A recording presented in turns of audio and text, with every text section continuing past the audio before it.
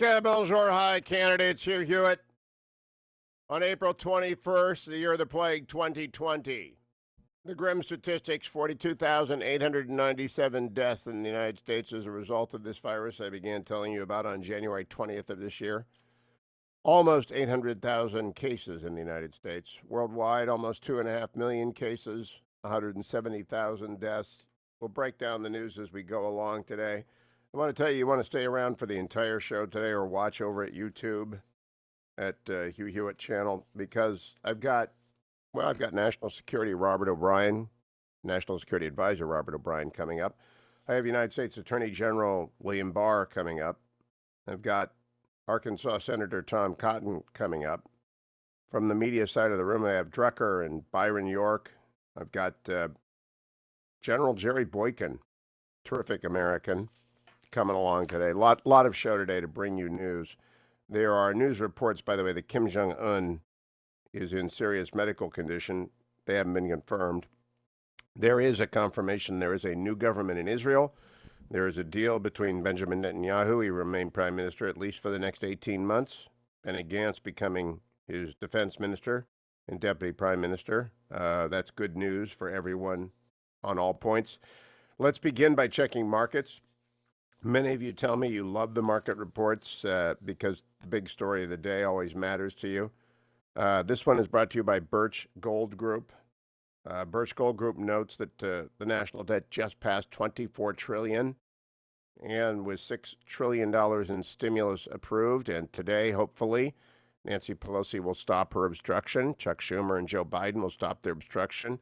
We'll pass the Paycheck Protection Plan, and $24 trillion will go to $25 trillion. It's unfortunately necessary. But as Birch Gold points out, that's skyrocketed, and it's going to continue to skyrocket. Unemployment claims in March went so high as to shock people. They should not be shocked. This is what's going on. And if you're wondering what's happened to gold, it's at 1687. So it is holding steady. It's a good entry point for people who want to diversify, either buy gold to put in their safety deposit box, physical gold. You can go to hughgold.com and contact Birch Gold, or you can text my name, Hugh, to 474747. That's Hugh, H-U-G-H, to get free information on diversifying your portfolio, 474747, or go to hughgold.com. Overnight, everybody lost percentages. Japan was down almost 2%, Hong Kong over 2%. Yesterday, England is open right now. It's down almost 2%. Germany is down more than 2%. And a lot of this has to do with oil going to zero on the effective bid yesterday. That will, 30 days out, it's 26, 27, but right now it's trading at $16 a barrel. And yesterday, the Dow lost almost 600 points. The NASDAQ was down 89, and the S&P was down 5. Tech sector, though, Amazon, which I own, I always just disclose that I own Amazon. Yesterday, Amazon went up, $10, something like that. Went up $18.61. It's likely to go up again today on analysts' understanding of what's going on, the price of oil benefiting them. Mark Cuban saying it's just going to go up, up, up, up, up. And so some parts of the economy are doing great. If you did great, you might want to diversify into gold. The big story of the day, though, is oil, and will be oil for the foreseeable future. I think they're filling every pot with oil. The president talked a great deal about this at the press conference yesterday. But the biggest news at the press conference yesterday, in fact, let's play cut number 19. This is President Trump at yesterday's news conference. And based on the record low price of oil that you've been seeing, it's at a level that's very interesting to a lot of people. We're filling up our national petroleum reserves, the strategic reserves, and we're looking to put as much as 75 million barrels into the reserves themselves. That would top it out. That would be first time in a long time it's been topped out. We'd get it for the right price. The right price, which is next to zero, the cost of shipping, actually. Dr. Birx also talked about the mosaic of testing out there, cut number 12.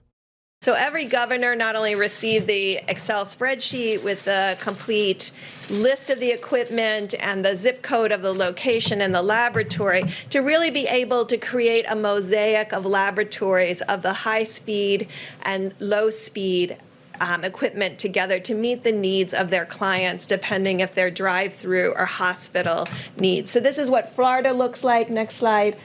This is what Louisiana looks like. Next slide. Maryland with significant capacity. Next slide. Virginia with significant capacity throughout the state. Next slide. New York, obviously a lot of capacity in New York City with overlapping capacity. It's important to know where this is because then hospitals and labs can support each other when they need surge capacity. Next slide. This is New Jersey. Next slide. Pennsylvania. Next slide. Massachusetts. Next slide. Ohio. Next slide. Oklahoma. Next slide.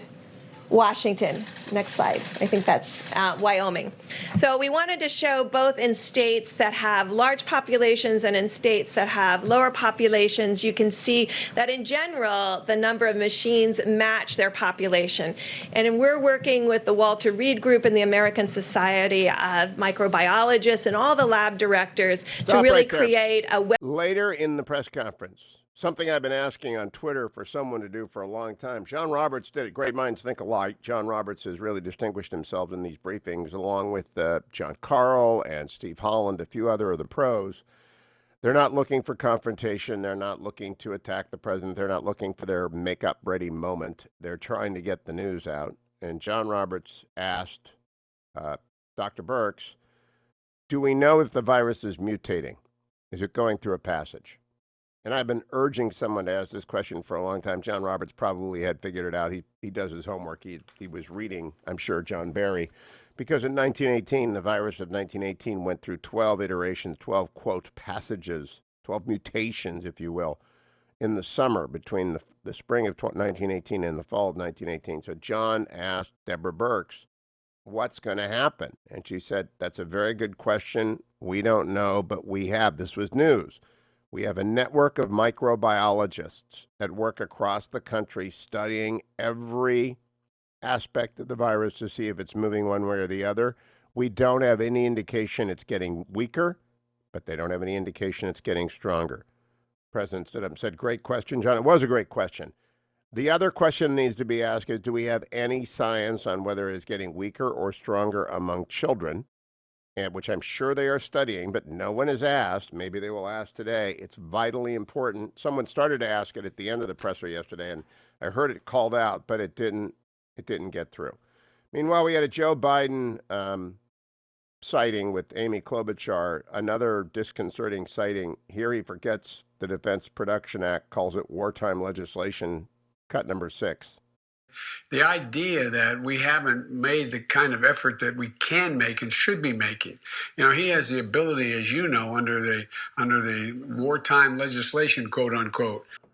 It's not quote unquote wartime legislation. It's the Defense Production Act, which everybody knows, but he can't remember. Cut number 7. He calls the CARES Act the Cures Act. Cut number 7. And my granddaughter, who's graduating, I was supposed to be her commencement speaker at Columbia Law School this year, but it's got to be virtual now. But she and her boyfriend put together a website, how you can make sure you can know what you're eligible for in the Cures Act. And it's really gotten a lot of wide publicity, and I mean, not publicity. I don't know. I actually haven't heard about that website. And if it's about the Cures Act, no one's going to go to it because it's the CARES Act. Really, every day I get questions, is Joe Biden going to be their nominee? He lacks the energy and the focus. And every day I say, I don't think he's going to be their nominee. I don't. I think he lacks the energy and the focus to conduct this campaign. And the fact that he's not out there on the front yard every day, but in his basement and now doing audio calls rather than visuals, tells me a lot that they just don't think he's going to be the guy. Again, stay with us today. We've got David Drucker coming up, Robert C. O'Brien. I'm going to read you his op-ed in the Wall Street Journal in the next segment. It's very important. Byron York, Jerry Boykin, Senator Tom Cotton in an hour number 3, exclusive interview with Attorney General William Barr on all that is going on in the Department of Justice in the United States. This is a big day here on the Hugh Hewitt Show.